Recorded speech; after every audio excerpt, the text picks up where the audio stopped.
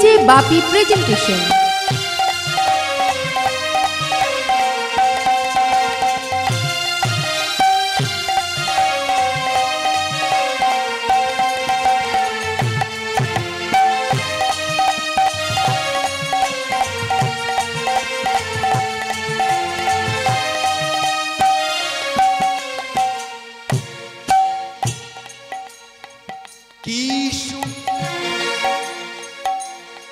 পেলে তুমি দুনিয়া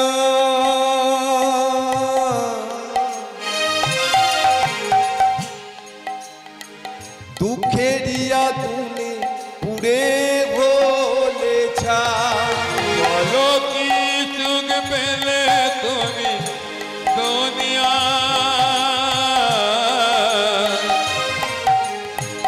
দুঃখের আগুনে পুড়ে হলে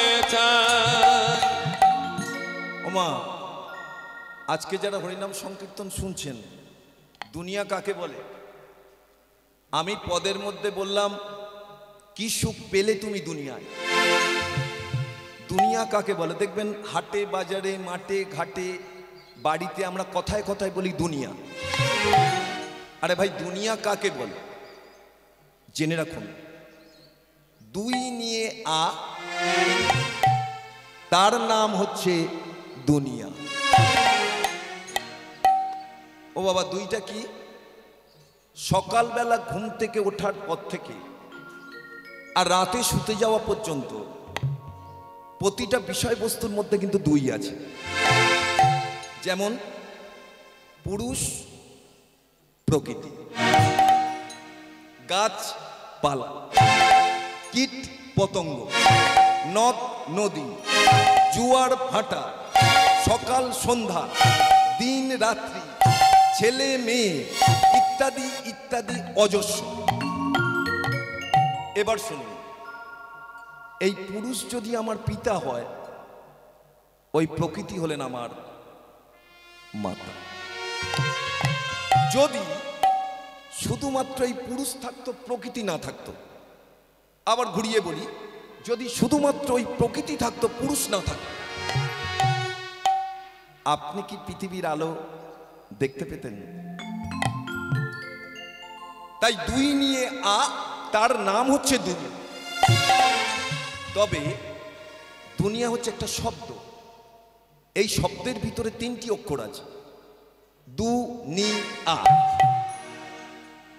আর এই তিন অক্ষরের অন্তর্নিহিত মানে আছে। অন্তর্নিহিত মানে কি? দু কথার অর্থ আমাকে যারা এ জগতের আলো দেখিয়েছেন। নি কথার অর্থ আমি যাদের এই জগতের আলো দেখিয়েছি। আ কথার অর্থ পুরো কাজটা যার দয়ায় সম্পন্ন হয়েছে। একটু ভেঙে যদি শ্রীহরি শ্রী গোবিন্দ দয়া না করতেন, আজকে আমার ঠাকুরদা ঠাকুমা এই জগতে আসতেন না। যদি আমার ঠাকুরদা ঠাকুমা না আসতেন, তাহলে আমার পিতা আসতেন না। আমার পিতা না এলে মাতা আসতেন না। পিতা এবং মাতা না এলে আমি আসতাম না। আমি না এলে আমার স্ত্রী আসতো না। আমি এবং আমার স্ত্রী না থাকলে এই ছোট্ট ছেলেটা আসতো না। নিতাই গৌর। তাই দুই নিয়ে আ, এর নাম হচ্ছে দুনিয়া। তবে বলি, চারটে যুগের মধ্যে কলি যুগের মানুষের আয়ু কিন্তু সবচেয়ে কম। অতএব অল্প সময়ের মধ্যে যদি হরিনামটাকে রক্তে মেশাতে না পারেন, মুক্তি নাই। তাই সারা দিনে একবার হরিনাম ভজ নামে শান্তি পাবে। হরিনাম ভজ নামেতে শান্তি পাবে। হরিনাম ভজ নামেতে শান্তি পাবে। হরিনাম ভজ নামেতে শান্তি পাবে। কত সাধনার ফলে এমন সাধের মানব জন্ম পেল। দুদিন পরেই সবাই চলে যাবে। এই হরি নাম তোমরা গাইবে কবে? এই হরি নাম তোমরা গাইবে কবে? নিতাই গৌর কৃষ্ণ প্রেমানন্দ। আপনার ফলে এমন সাধের মন পরে সবাই চলে যাবে। এই হরিনাম তোমরা গাইবে কবে? এই হরিনাম তোমরা গাইবে কবে? এই হরিনাম তোমরা গাইবে কবে? আপনারা যারা আছেন, আমার বিশ্বাস আপনাদের প্রত্যেকের বাড়িতে রাধা মাধবের মূর্তি বা ফটো আছে, এটা আমার বিশ্বাস। আর আপনাদের মধ্যে যাদের আর্থিক সঙ্গতি আছে, একটু অর্থনৈতিক অবস্থা ভালো, তারা অনেকেই বাড়ির পাশে মন্দির করে রাধা মাধবকে প্রতিষ্ঠাও করেছেন। এরকম অনেকেই আছে। তো আমাদের পূর্বপুরুষ এক বাঙালি হিন্দু রাজা, কোন বংশ? সেন বংশ। এবার যদি বলেন কোন সেন? বল্লাল সেন, লক্ষণ সেন। এর ফাঁকে বলি, বল্লাল সেন ছিলেন স্বৈরাচারী শাসক, কিন্তু রাজা লক্ষণ সেন ছিলেন ধার্মিক। এই রাজা লক্ষণ সেন যখন বাংলা, বিহার, উড়িষ্যার রাজা ছিলেন, তখন তিনি বাংলা, বিহার, উড়িষ্যার বিভিন্ন প্রান্তে, তার মানে বিভিন্ন জায়গায় ৩৯টি রাধা মাধবের মন্দির নির্মাণ করেছিলেন এবং বিভিন্ন জায়গা থেকে সাত্ত্বিক ব্রাহ্মণ এনে, সাত্ত্বিক ব্রাহ্মণ কারা পরে বলছি, ওই রাধা মাধবকে মন্দিরে প্রতিষ্ঠাও করেছিলেন। এই যে রাজা লক্ষণ সেন ৩৯টি মন্দির করলেন, রাধা মাধবের মন্দির, তার মধ্যে সবচেয়ে উল্লেখযোগ্য মন্দির হল এই বঙ্গভূমির মাটিতে। কোথায় মন্দির বাবা? ওই মন্দিরটা কোথায়? বর্তমানে বীরভূম জেলায় অজয় নদীর তীরে কেন্দুলি গ্রাম বা কেন্দ্রবিল্ল গ্রাম, এই কেন্দ্রবিল্ল গ্রামে রাজা লক্ষণ সেন একটি রাধা মাধবের মন্দির নির্মাণ করলেন। যখন নির্মাণ করলেন রাজা লক্ষণ সেন মন্দির, তখন রাজা লক্ষণ সেনের আনুমানিক ব্যয় হয়েছিল তখনকার দিনে ১,০০,০০০ টাকা। এখন সমস্যা হচ্ছে, রাজা লক্ষণ সেন তো মন্দির নির্মাণ করলেন, সেবা দেবে কে? প্রতিষ্ঠা করেছেন সাত্ত্বিক ব্রাহ্মণ দিয়ে রাধা মাধবকে, সেবা দেবে কে? সেবাই খুঁজছেন, কোথায় পাওয়া যায়, কোথায় পাওয়া যায়। রাজা লক্ষণ সেন করলেন কি, কেন্দুলিতে ওই রাধা মাধবের মন্দিরের নামে ১০০ বিঘা সম্পত্তি লিখে দিলেন। এবার আপনাদের বলি উদ্দেশ্য কি? রাজা লক্ষণ সেন যে ১০০ বিঘা সম্পত্তি লিখে দিলেন মন্দিরের নামে, উদ্দেশ্য কি? উদ্দেশ্য হচ্ছে ১০০ বিঘা সম্পত্তির যেটা হবে আয়, মন্দিরের সেবার কাজে সেটা হবে ব্যয়। কোনো ভক্ত যেন প্রসাদ না পেয়ে ফিরে যায়, যেন প্রত্যেকে প্রসাদ পায়। এবার সাত্ত্বিক ব্রাহ্মণ করছেন সেবার জন্য। এখন আপনারা জানেন প্রত্যেকের গ্রামে, আপনাদের গ্রামে বা আমাদের গ্রামে ব্রাহ্মণ আছে, যারা গ্রামের ব্রাহ্মণ। কেন্দুলিতে একজন ব্রাহ্মণ ছিলেন, গ্রামের ব্রাহ্মণ, যার নাম হচ্ছে নিরঞ্জন চট্টোপাধ্যায়। চট্টোপাধ্যায়কে এক কথায় কি বলে বাবা? দেখবেন অমর কথা শিল্পী শরৎচন্দ্র চট্টোপাধ্যায় যত উপন্যাস লিখেছেন প্রতিটায় চাটুর্যে কথাটা লিখেছেন। নিরঞ্জন চাটুর্যে মনে মনে ভাবছেন, রাজা লক্ষণ সেন যেহেতু আমাদের গ্রামে মন্দির নির্মাণ করেছেন, রাধা মাধবের মন্দির, তাহলে ওই মন্দিরের সেবার দায়িত্ব আমাকেই দেবেন। রাজা লক্ষণ সেন লোক মারফত সংবাদ পেলেন নিরঞ্জন চট্টোপাধ্যায় সাত্ত্বিক ব্রাহ্মণ। নিরঞ্জন চট্টোপাধ্যায় লোভী ব্রাহ্মণ, তিনি সুদখোর, তিনি সমাজকে শোষণ করেন। একে মন্দিরের সেবার দায়িত্ব দেব না, কিছুতেই না। গ্রামের ব্রাহ্মণ নিরঞ্জন চট্টোপাধ্যায় তো রাজা লক্ষণ সেনের মুখের উপর কথা বলতে পারছেন, কিন্তু খুব রাগ হচ্ছে। আমিও দেখব কোথা থেকে ব্রাহ্মণ আসে, আমিও দেখব কোথা থেকে ব্রাহ্মণ আসে। রাজা ঘুরতে ঘুরতে গেলেন উৎকল। কোন দেশ? অপরাধ নেবেন না, যখন জাতীয় সঙ্গীত আপনারা গান, এই ওয়ার্ডটা কিন্তু উচ্চারণ করতে হয়, দ্রাবিড় উৎকল বঙ্গ। দেশটির নাম হচ্ছে উড়িষ্যা।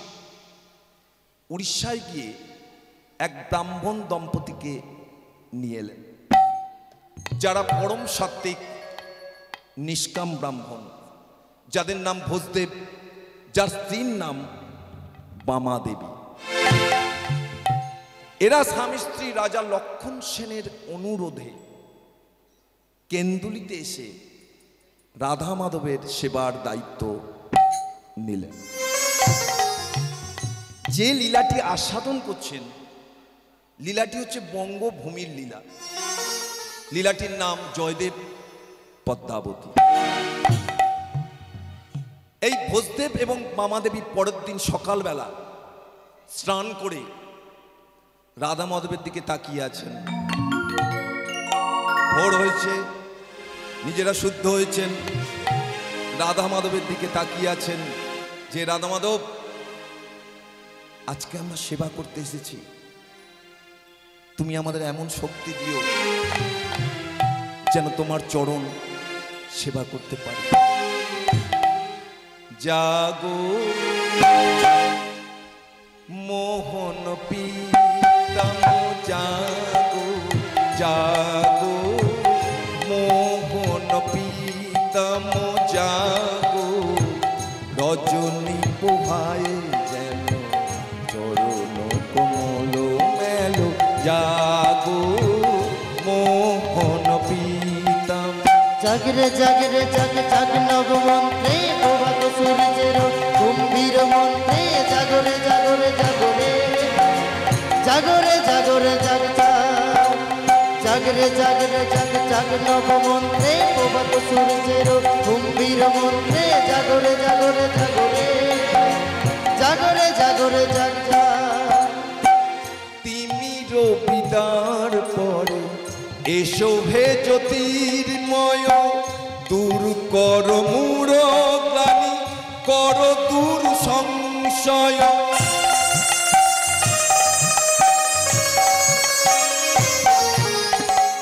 তিমির বিদার পরে এসো হে জ্যোতির্ময়, দূর কর মূঢ় গ্লানি, কর দূর সংশয়।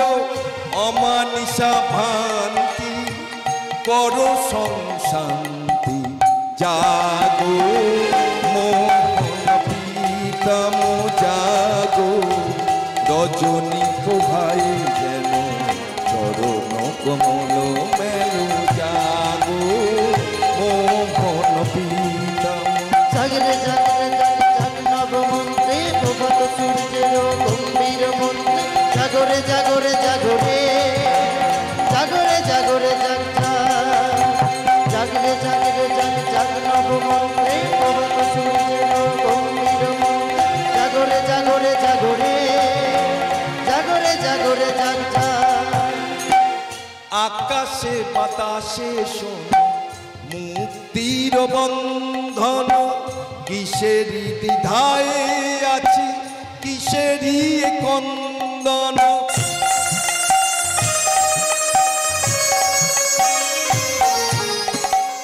আকাশে বাতাসে শোন মুক্তির বন্ধন, কিসেরি দ্বিধায় আছি কিসেরি কন্দন।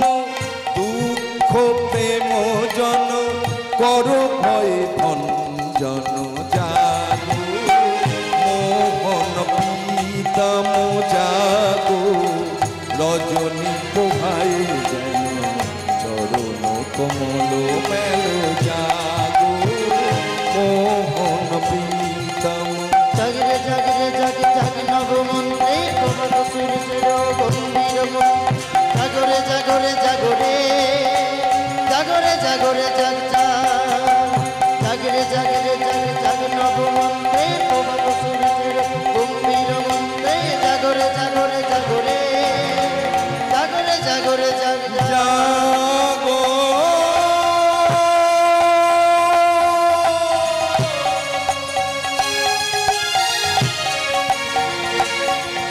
তুমি জাগো জাগো জাগো জাগো তুমি জাগো।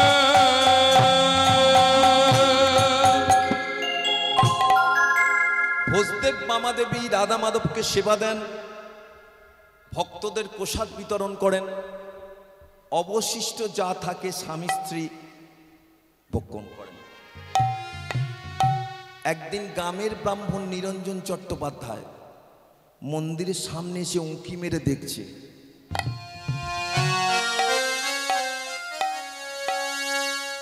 কি করে রাধা মাধবের সেবা হচ্ছে, আর মনে মনে কি বলছে জানেন, এই রাজা লক্ষণ সেনের কি জ্ঞান,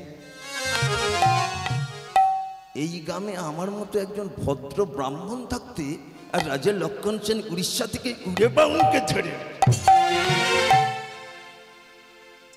এ তো বেটা উড়ে এসে জুড়ে বসলো, বেটা 100 বিঘা সম্পত্তি পেয়েছে নিজে খায় না আর বেটা লোককে খাওয়ায়, আর বেটা এত বদমাই সকাল থেকে যার সঙ্গেই দেখো হয় রাধা মাধব আর রাধা মাধব রাধা মাধব। আমার নাম নিরঞ্জন চট্টোপাধ্যায়। যতদিন না কেন্দুলি থেকে এই ভোজদেব মামাদেবীকে তাড়াতে পারছি ততদিন আমার শান্তি নাই। আমি এদের তারা বই তারা বই তারা বই। নিরঞ্জন চট্টোপাধ্যায় ভোজদেবকে কেন্দুলি থেকে তাড়াবেন, বাহ।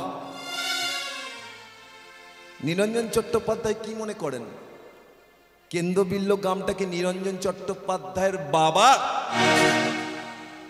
তিনি তাড়ানোর কে? কথায় আছে রাখে কৃষ্ণ মারে কে, দেখাই যাক কে কাকে তারা। তবে অপরাধ দেবেন না, আগে কান ধরছি, আমার মায়েরা বাবারা আছেন। এই কলিযুগে যে সমস্ত ব্রাহ্মণ যাজন ক্রিয়া করেন, মানে যজমানি করেন, আস্তে মানে যজমানি যাদের পেশা, অপরাধ নেবেন কি আপনাদের গ্রামে বা আমার, আপনারা একটা ব্রাহ্মণকে দেখাতে পারবেন না যিনি ধনী ব্যক্তি। যদি বলেন কেন ব্রাহ্মণ ধনী নয় কেন, সবাই নয়, কিন্তু যজমানি যাদের পেশা, আপনারা একটা ব্রাহ্মণকে ধনী দেখাতে পারবেন না। কেন জানেন? সীতা দেবীর অভিশাপ। এবার আপনাদের বলি, সীতা দেবী কাদের অভিশাপ দিয়েছিলেন? অভিশাপ দিয়েছিলেন ব্রাহ্মণকে, অভিশাপ দিয়েছিলেন তুলসী পত্রকে, অভিশাপ দিয়েছেন ফল্গু নদীকে। তা সীতা দেবী এতই রেগে গেলেন, শুধু অভিশাপই দিলেন, আশীর্বাদ করলেন না, করেছিলেন একজনকে, বট বৃক্ষ। এবার আপনাদের বলি, তিনি কেন অভিশাপ দিলেন, সেদিনকে প্রকৃতপক্ষে কি ঘটেছিল, খুব গুরুত্ব দিয়ে শুনুন। রাম লক্ষ্মণ সীতা তখন বনবাসে। ঠিক সেই সময় পুত্র শোকে রাজা দশরথ মারা গেছে। একদিন বিশ্বামিত্র মুনি এসে রামচন্দ্রকে বললেন, রাম, জঙ্গলে আমরা তারকাসুরের অত্যাচারে সাধন ভজন করতে পারছি না, যাগযজ্ঞ করতে পারছি না। চলো রাম, জঙ্গলে গিয়ে তারকাসুরকে হত্যা করে তুমি জঙ্গলে শান্তি ফেরাও। তাছাড়া যুগে যুগে এসেছো দুষ্টের দমন করতে, তুমি তো এই যুগেও এসেছো, চলো। বিশ্বামিত্র মুনির অনুরোধে রাম লক্ষ্মণ সীতা চললেন গভীর জঙ্গলে। যেতে হবে গয়া ধামের উপর দিয়ে, ফল্গু নদী পার হয়ে গভীর জঙ্গলে। রাম লক্ষ্মণ সীতা যখন গয়া ধামের উপর দিয়ে হাঁটছেন, একটা অদ্ভুত দৃশ্য লক্ষ্য করলেন, খুব গুরুত্ব দিয়ে শুনুন। একটা বট গাছ, তার আড়াল থেকে একটা কাটা হাত বেরিয়ে আসছে। কে যেন বলছে, বাবা রাম, আমি তোমার পিতা দশরথ, তুমি পিণ্ডদান করো, তুমি তো আমার জ্যেষ্ঠ পুত্র, তুমি যে পিণ্ডদান না করলে আমার প্রেতাত্মার মুক্তি হবে না। রামচন্দ্র তো অবাক হয়ে গেছেন, বললেন, বাবা আপনি এখানে কেন বলুন? আমি যে পুত্র শোকে মারা গেছি, তুমি পিণ্ডদান করো।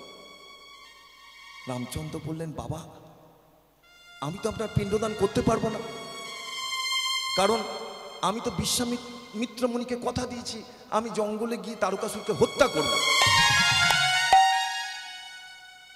আমি তো পিণ্ডদান করতে পারবো না। রাজা দশরথ বললেন, তাহলে কি আমি কষ্ট পাবো? তুমি তো আমার জ্যেষ্ঠ পুত্র, তুমি পিণ্ডদান করো না বাবা। এই গয়া ধামে গয়াসুরের মাথায় শ্রী বিষ্ণু পাদপদ্ম রেখে যদি গয়াসুরকে উদ্ধার করতে পারে, তুমি তো আমার জ্যেষ্ঠ পুত্র, তুমি পিণ্ডদান করো না বাবা। আমি যে বড় কষ্ট পাচ্ছি, আমায় পিণ্ডদান করো না বাবা, আমায় পিণ্ডদান। রামচন্দ্র বললেন, বাবা আপনি চিন্তা করবেন না, আপনার পুত্রবধূ সীতাকে আমি এই বটের তলায় বসিয়ে রাখছি, কথা দিচ্ছি বাবা, আমি জঙ্গলে গিয়ে তারকাসুরকে হত্যা করে তাড়াতাড়ি এসে আমি নিশ্চয়ই আপনার পিণ্ডদান করে প্রেতাত্মার মুক্তি দেব। রাজা দশরথ বললেন, বাবা রাম, বড় দেরি হয়ে যাবে না বাবা? ততদিন কি আমি কষ্ট ভোগ করব? বলো না বাবা, তুমি তো আমার জ্যেষ্ঠ পুত্র। বললেন, বাবা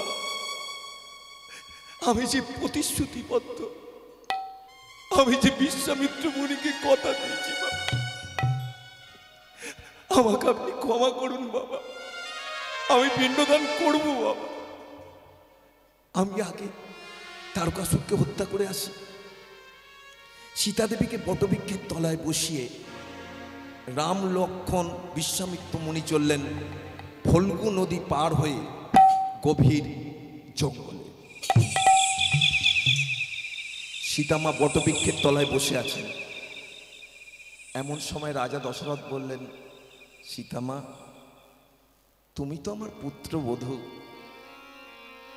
কন্যা সম, মেয়ের মতন, তুমি আমাকে পিণ্ডদান করো না মা, আমি যে বড় কষ্ট পাচ্ছি। সীতাদেবী বললেন, বাবা, আমি আপনার পুত্রবধূ, আমি পিণ্ডদান করলে আপনার পিতাত্মার মুক্তি হবে? বলো, হ্যাঁ মা, আমি বলছি তুমি পিণ্ডদান করো। ঠিক আছে বাবা, আমি পিণ্ডদান করব। সীতাদেবী ব্রাহ্মণকে ডাকলেন, তুলসী পত্র তুলে আনলেন, পবিত্র ফল্গু নদীর জল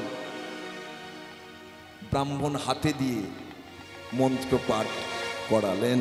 পুত্র সম পিণ্ডদান দেহি, পিণ্ডদান দেহি, সপুত্রং পিণ্ডদান দেহি, পিণ্ডদান দেহি, অহং পিণ্ডদান দেহি, পিণ্ডদান দেহি, সপুত্রং পিণ্ডদান দেহি। পিণ্ডদান, পিণ্ডদান দেহি। ব্রাহ্মণ 3 বার মন্ত্রপাঠ করালেন। রাজা দশরথের যে কাটা হাতটা ওই বটগাছের আড়াল থেকে বেরিয়ে আসছিল, অদৃশ্য হয়ে গেল। পেতাত্মার মুক্তি হলো। এদিকে রামচন্দ্র তারকাসুরকে হত্যা করে বা ছুটতে ছুটতে আসছে। পিতা, পিতা, কোথায় পিতা? এসে দেখলেন বটবৃক্ষের আড়াল থেকে যে হাতটা বেরিয়ে আসছিল সেই হাতটা আর নাই। বললো, বাবা, কে আপনার পিণ্ডদান করলো? আমি যে তারকাসুরকে হত্যা করে ছুটতে ছুটতে আসছি। কে করলো বাবা, কে করলো আপনার পিণ্ডদান? সীতা দেবী স্বামীর চরণে প্রণাম করে বললেন, আমি করেছি। তুমি করেছ? তুমি তো পুত্রবধূ, কোন অধিকারে তুমি পিণ্ডদান করলে? সীতা দেবী বললেন, আমি তো আমার নিজের ইচ্ছায় করিনি, আপনার পিতৃদেবের ইচ্ছায়, পিতৃদেবের নির্দেশে পিণ্ডদান করেছি, নিজের ইচ্ছায় নয়। আর যদি আমি পিণ্ডদান করে না থাকি, বটবৃক্ষের আড়াল থেকে যে হাতটা বেরিয়ে আসছিল সেই হাতটা কোথায়? রামচন্দ্র বললেন, কাদের দিয়ে পিণ্ডদান করেছো? সেটা দিয়ে বললেন, কেন? ব্রাহ্মণকে ডেকে এনেছি, তুলসী পত্র তুলে এনেছি, পবিত্র ফল্গু নদীর জল ব্রাহ্মণ হাতে দিয়ে মন্ত্র পাঠ করেছেন। রামচন্দ্র বললেন, তারা তোমার হয়ে সাক্ষী দেবে? কেন দেবে না? আরে বাবা, সত্যি কথায় অসুবিধে কোথায়? ঠিক আছে, আমি তাদের ডাকছি। প্রথমেই রামচন্দ্র ডাকলেন, ব্রাহ্মণ, ব্রাহ্মণ, সীতা দেবী আপনাকে দিয়ে তুলসী পত্র আর ফল্গু নদীর জল আমার পিতার হাতে দিয়ে পিণ্ডদান করেছেন, আপনি করিয়েছেন? বলুন। ব্রাহ্মণ রামচন্দ্রের ভয়ে বললেন, না। সীতা দেবী বললেন, আপনি পিণ্ডদান করাননি? আপনি এত বড় মিথ্যে কথা বললেন? হে ব্রাহ্মণ,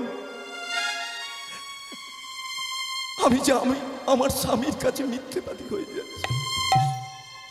হে ব্রাহ্মণ, আপনি একবার বলুন না, আপনি পিণ্ডদান করেছেন। আমি যে আমার শ্বশুর বাবাকে উদ্ধার করেছি, আপনি একবার বলুন না প্রভু। সীতা দেবী তুলসী পত্রর কাছে ছুটে গেলেন। মাতা তুলসী, তুমি তো সতী, তুমি তো নারায়ণ, বলো না মা, আমি তোমার পত্র দিয়ে পিণ্ডদান করেছি কিনা বলো না। মাগো, আমি যে আমার স্বামীর কাছে মিথ্যেবাদী হয়ে যাচ্ছি, বলো না মা। তুলসী পত্র রামচন্দ্রের ভয়ে বললেন না। সীতা দেবী ফল্গু নদীর কাছে গিয়ে বললেন আত্মহত্যা করব। ফল্গু বল, তোর পবিত্র জল দিয়ে আমি পিণ্ডদান করেছি, বল ফল্গু। ফল্গু নদী রামচন্দ্রের ভয়ে চুপ করে রইল। রামচন্দ্র বললেন প্রমাণ করাও, প্রমাণ করাও। যাদের কথা বললে সেই ব্রাহ্মণ বলছে না, তুলসী পত্র বলছে না, ফল্গু নদী কথা বলে না, কি করে তুমি পিণ্ডদান করলে? কে তোমার হয়ে সাক্ষী দেবে? সেই যে বটবৃক্ষের তলায় পিণ্ডদান হয়েছিল, সেই বটবৃক্ষ সাক্ষী দিচ্ছে প্রভু, আমার প্রভু।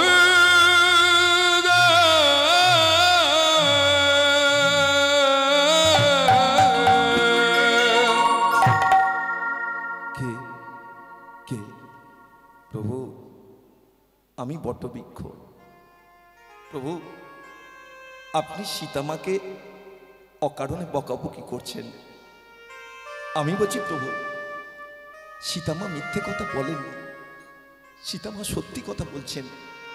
প্রভু, আমার বৃক্ষের তলায় বসে তো পিণ্ডদান হয়েছে, আপনার পিতৃদেব মুক্তি পেয়েছে, প্রেতাত্মার মুক্তি হয়েছে। আমি বলছি প্রভু, সীতামা মিথ্যে কথা বলেননি, সীতামা সত্যি কথা বলছে। রামচন্দ্র বললেন আমি অভিভূত, আমি আপ্লুত, আমি আনন্দিত, আমি উৎসাহিত। সময়ের পরিপ্রেক্ষিতে আমি পুত্র হয়ে যে কাজ করতে পারিনি, তুমি পুত্র বধূ হয়ে সেই কাজ করেছ, আমি ধন্য। সীতা দেবী বললেন দাঁড়াও স্বামী, দাঁড়াও। তোমার সামনে যারা আমাকে অপমান করলো, মিথ্যেবাদী সাজালো, এবার তাদের একবার ডেকে নি। প্রথমেই ডাকলেন ব্রাহ্মণ। শোন ব্রাহ্মণ, যদি আমি জনক রাজার কন্যা জানকী হই, যদি ত্রেতা যুগের ভগবান শ্রীরামচন্দ্রের গরণী হই, আমি তোকে অভিশাপ দিচ্ছি। আসন্ন কলিযুগে যেদিন থেকে তোদের যাজন ক্রিয়া শুরু হবে, যজমানি ক্রিয়া শুরু হবে, তোরা যতই উপার্জন করিস না কেন, আমার অভিশাপে তোরা সারা জীবন ভিখারি হয়ে থাকবি। ব্রাহ্মণকে অভিশাপ দিলেন। তুলসী পত্রের কাছে গিয়ে বললেন মহারানী তুলসী, তুই সতী না? একটা নারী হয়ে একটা নারীকে মিথ্যেবাদী সাজাইবি? তাহলে তুইও শুনে রাখ, আমি তোকে অভিশাপ দিচ্ছি। আসন্ন কলিযুগে আমার অভিশাপে মানুষ দেখতে পাবে তোর অঙ্গে কুকুরে মূত্রত্যাগ করছে। ফল্গু নদীর কাছে গিয়ে বললেন ফল্গু, তোর পবিত্র জল দিয়ে মানুষ পিণ্ডদান করে, তোর উপর এত বিশ্বাস, তুই আমায় মিথ্যেবাদী সাজালি? তাহলে তুইও জেনে রাখ, আসন্ন কলিযুগে আমার অভিশাপে মানুষ তোর বুকের ওপর দিয়ে পায়ে হেঁটে যাবে, তোর অন্তঃস্থ লীলা বল। না না না না না,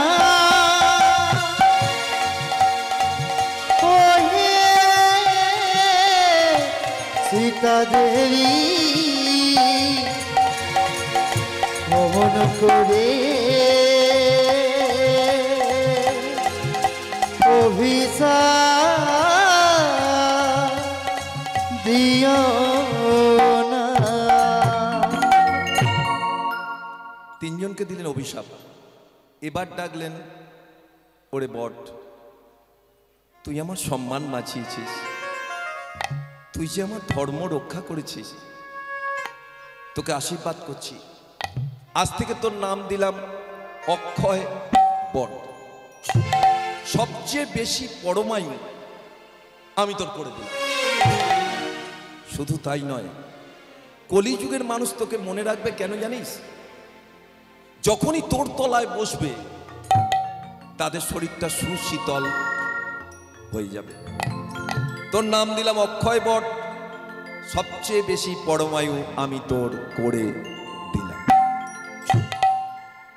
এই যে রাজা লক্ষণ সেন উড়িষ্যা থেকে ব্রাহ্মণ আনলেন, যারা হলেন পরম সাত্ত্বিক নিষ্কাম ব্রাহ্মণ। কাদের বলে? যারা জীবনে কোনোদিন যাজন ক্রিয়া করেন না, যাদের লোভ নেই, যাদের অহংকার নেই, যারা 365 দিন নিরামিষ আহার ভক্ষণ করেন, যারা অন্তত দিনে 3 বার গায়ত্রী মন্ত্র জপ করেন, তারা হলেন পরম সাত্ত্বিক নিষ্কাম ব্রাহ্মণ। ওই রাধা মাধবের কাছে এই স্বামী স্ত্রী ভোজদেব বামাদেবী একদিন কেঁদে বসলেন। কেন কাঁদছেন? যে প্রভু, আজকে আমরা স্বামী স্ত্রী আছি, তোমার সেবা দিচ্ছি, কিন্তু যখন থাকবো না, কে সেবা দেবে? প্রভু, আমাদের ভবিষ্যতের জন্য নয়, আমাদের দেখভাল করার জন্য নয়, তোমাকে দেখভাল করার জন্য, তোমার প্রসাদ ভক্তদের বিতরণ করার জন্য একটা পুত্র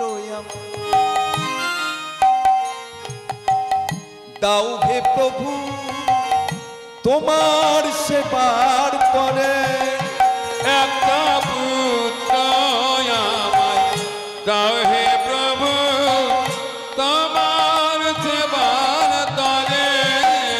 যেদিন থাকিব না আর এই ভবেতে, রাখবে তোমায় ধরে।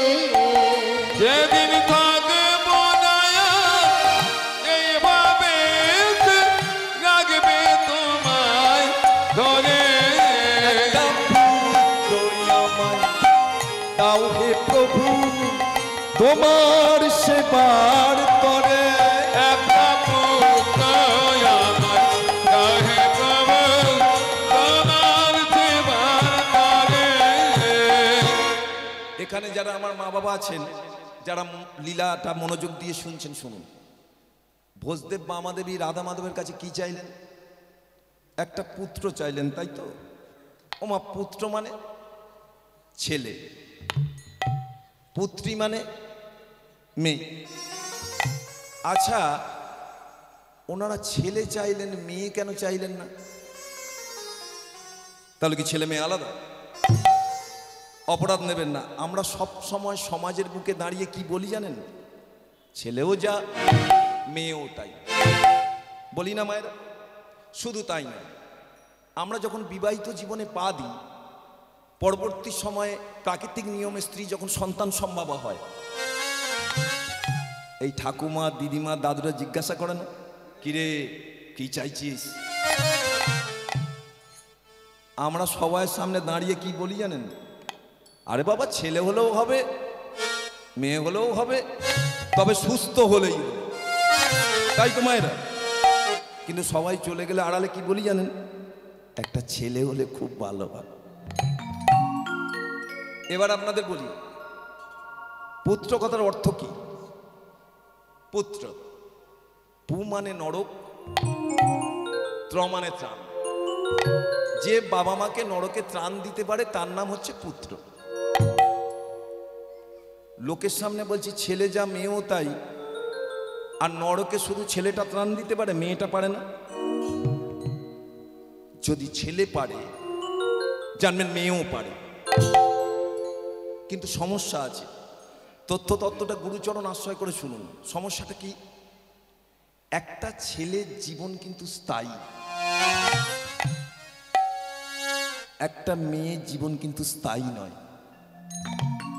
খুব হিসেব করে দেখুন, একটা মেয়ে যতদিন তার বাবার কাছে থাকে, নিজ বাড়িতে, নিজ রক্তে, নিজ